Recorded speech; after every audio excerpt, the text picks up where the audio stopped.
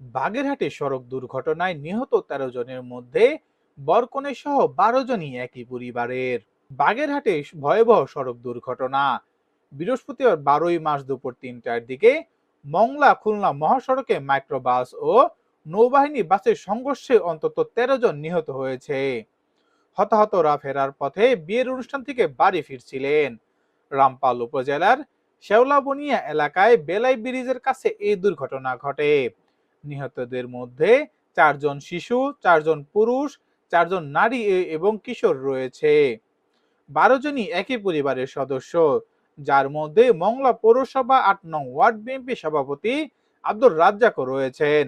মাইক্রোবাসের ড্রাইভারও এই ঘটনায় নিহত হয়েছেন। দ্রুত গতিতে চালানোর কারণে সংঘর্ষের সময় মাইক্রোবাসটি দুমড়ে মুচড়ে যায়। স্থানীয়রা আহতদের উদ্ধার করে রামপাল স্বাস্থ্য কমপ্লেক্স ও খুলনা মেডিকেল কলেজ হাসপাতালে পাঠান। পুলিশের তথ্য অনুযায়ী আহতর সংখ্যা ১৫ জন এবং নিহত সংখ্যা আরো বাড়তে পারে। এই ঘটনার পর থেকে এলাকায় শোকের ছায়া নেমে এসেছে।